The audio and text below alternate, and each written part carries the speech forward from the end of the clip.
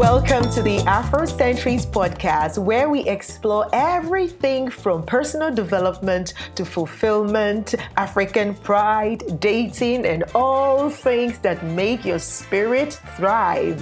The Afrocentrics podcast is not just for Afrocentric people, but for everybody. Our shows will entertain as well as educate and focus on uplifting positivity. So take some time out on your commute or lunch break and plug in with us and be inspired. The Afrocentrics podcast, proudly African.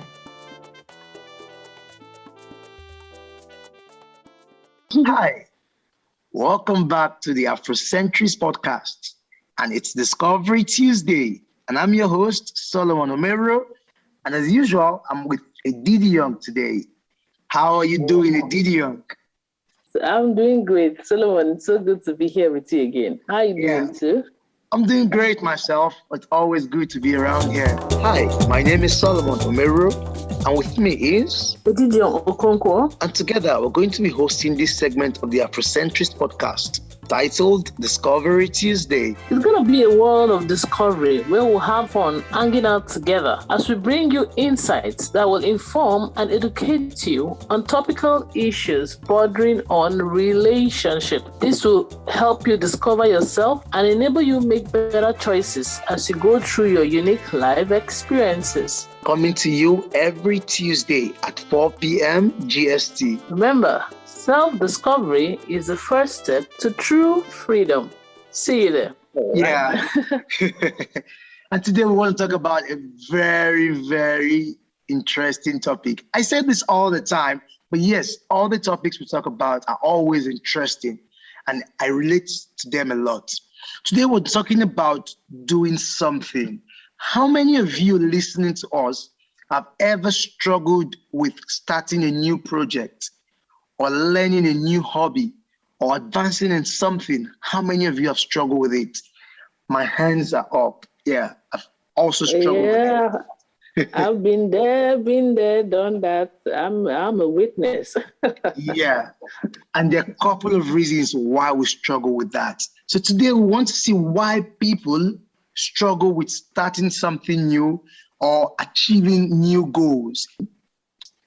Are you ready? Yeah, sure. It's such a pertinent issue in our society today. People they say it's very easy to dream. To dream is free, but how do you move from dreaming to actually accomplishing that which you have dreamt about? Because dreams inspire us to build a life that is bigger than what we already have now. But dreams without taking action, they are just what they are, dreams. And that's just what it is. They're not feasible. You can't touch them. You can't relate with them. You can't see them, and they can't change anything in your life too if you don't put actions to it. So it's such an interesting conversation. So Solomon, can you take it up from there? Sure. There are a couple of reasons why people struggle with achieving new targets or achieving new goals. I'm going to give 9 reasons why people struggle to achieve new goals. And right on the top of my list today is perfectionism. People are down there. We want to get it right. We want to be super perfect. People want the finest of their pictures, finest of their self, the best aspects of their life. But the truth is, when we get down with perfectionism, we spend so much time trying to start a project, so much time trying to do something. Recently, I've been reading a book called Atomic Habits, and it's awesome. Amazing book. It's written by James Clear. And one of the things, one of the stories in that book I found out, which he took from another book, is that a professor, an art professor, did an experiment on his students. And here's what he did. He gave some students a project to do, and those students are going to be marked or scored by the number of projects they submit. So if they submit like 100 projects, they get more marks than when they submit just 50 projects, irrespective of the quality of the projects. And the other group of people were supposed to be marked by the quality of their project. So it doesn't matter how many projects they do, they're going to be marked by the individual quality of their projects. Now, here's what happened. At the end of the experiment, he found out that those people who were marked by the number of projects they were supposed to do had more quality projects than the people who were supposed to be marked by the quality of their projects.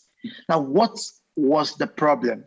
The problem here was that people who were marked by the number of projects they were supposed to do kept on trying things. So they were doing new things, they were trying things, they were just experimenting. At the end of the day, no one marks them for the quality. They just have to keep doing stuffs. But the other set of people spent so much time thinking of the ideas, trying to make it perfect, trying to come up with one solid idea. And as such, they just kept on doing things that were not experimented or tried. While the other people were just in there doing stuffs, doing things. So with that repetition and constant activity, they were learning from their mistakes. They were doing better works and they had more quality products. So getting bogged down in perfection kills your ability to achieve goals. You spend time thinking about things. You spend time trying to do things the best way, which is not bad. But when it becomes a hindrance to you actually acting, that becomes a problem. So number one, don't get bogged down in perfection. Number two, people are scared of criticism. Most people don't want to fail. It's not even most people. Everyone doesn't want to fail. I don't want to fail. That's the truth. But one thing I've discovered in life is you can't actually get real success without failing. I love to read books about successful people, and I've noticed every successful person, they failed a very good number of times. One of the days I was going through the statistics of Michael Jordan, the best basketballer, and I found out that he lost so many shots trying to dunk the ball. He has lost more shots than he has even achieved in his lifetime. Yet he's successful. Why? He keeps trying. The fear of failure is something that holds people down. They don't want to fail. They're thinking of what people will say. But the truth is, if you consider this problem, it's not really the fear of failure. It's more about the fear of what people will say when we fail, not the actual fear of failure itself. So if you want to really do something new, if you want to achieve more things, don't be scared of failing. Go for it. Get those criticisms. Even if you fall down, pick yourself up and continue. The third one is focusing on the end results. One of the phrases I love so much is enjoy the process. Most times the beauty of things are not in their results. It's in the process. For example, you're painting a picture. The end result is always beautiful when you do the process very well. But the things we remember most often are not the results. People don't really remember the results all the time. What they remember is the process, the time it took you, the things you learned while trying to do those things. So when there's so much concentration on the end result, it hinders productivity. It hinders achieving goals because you're so much bogged with trying to get a perfect picture rather than just enjoying each day. One thing I've learned recently is to go through each day, enjoying the things I do. I want to keep trying things, keep experimenting on things and enjoy them rather than just sit down and think of the result only. So that's a very, very important factor. Enjoy the process. Do you have a job you're doing? Enjoy going to work each morning. Enjoy waking up from your bed. Enjoy sipping that coffee as you go to work. Enjoy the walk, the fresh air on your way to the office. Enjoy each day as you deal with your job. The truth is, there is no way you enjoy the process and you won't be happy with the results. Even if you don't get the expected results, the fact that you've done your best gives you this level of satisfaction. The fourth one is learning to take big steps. Yes, learning to take big steps. The secret to taking big steps is taking small steps, baby steps. Start from the little things. In this same book, Atomic Habits, I learned that 1% of the changes we do every day in our life can bring about a very big change at the end of the year. Imagine improving on yourself 1% every day. Multiply that by 365 days. Are you doing the mathematics? Did you see how many or how much improvement is going to come around? So don't just want to take big steps. Don't get tied up in, I want to do the next big thing. I want to do this super thing. No, start with the little things, the small, beautiful, amazing things. And those things pile up into those big changes you want. Number 5, excuses. Someone said you can either make money or make excuses. I'm going to rephrase that. You can either do new things, you can either achieve more things, or make excuses. You can't have both of them. So rather than finding a reason why you can't do things, look for the reasons why you can do it. Most times I notice that when I sit back and plan a project, or when I think of anything as simple as just ordering a food from a restaurant, there's always that reason why I should not. Oh no, it takes time. Oh no, they are going to do this. Oh no, there's this or that. There's always one reason why we shouldn't do things, even more than one reason. But the truth is, when you look very well, there are also so many reasons why you should do things. So rather than just sticking with excuses and giving yourself reasons why you shouldn't achieve those things or swing into action, consider the reasons why you should do them.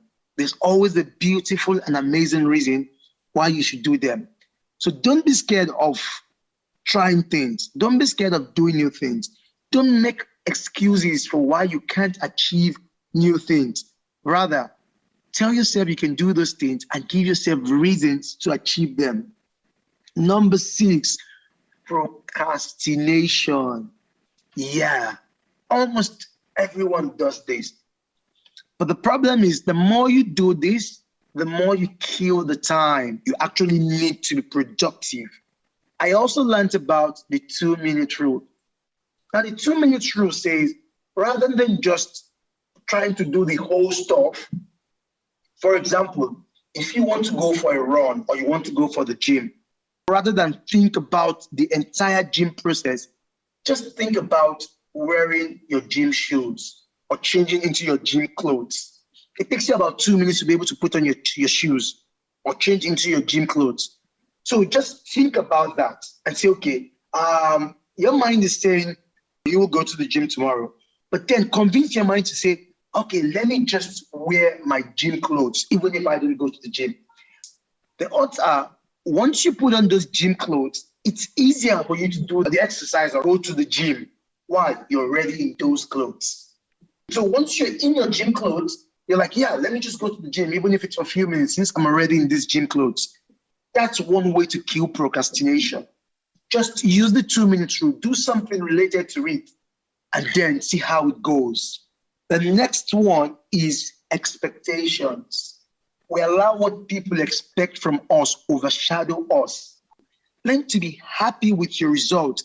Learn to say, yes, I'm not there at the top yet, but I'm loving the steps I'm taking. I'm loving this project I've achieved. Once we learn to manage our expectations, we'll go a long way in achieving new things. The 8th one is managing distractions. Distractions are very big obstacles to achieving new goals. So if you learn how to manage distraction, it's going to be very much easy accomplishing new goals. Distractions could be your phone, social media, it could be many other things. So learn to put them away. Learn to create a rule where you can just lock yourself up or shut yourself up from every other thing and concentrate on a project. You could start by giving yourself like a 10 minutes or 15 minutes project time. You go like, okay, I want to, for example, learn a new language. Set like a 10 minutes. You can even start with a 5 minutes time and say, in 5 minutes, I'm going to study this language. Nothing is going to get in the way. I'm going to turn off my phone, or I'm going to put my phone somewhere. Try something like that. That way, you're going to master the habit of putting away distractions. The ninth one and the final one for today is lack of consistency. We start a project. Halfway into the project, we want to do something else. We get impatient. We don't like how it's going. Learn to finish what you start. Create a rule for yourself that whatever you start, you try to finish it. Be consistent, be patient with yourself to go through to the finish line. And that's all we have for you today on this segment of the Afrocentrist podcast. Please drop your reviews. We want to hear more from you.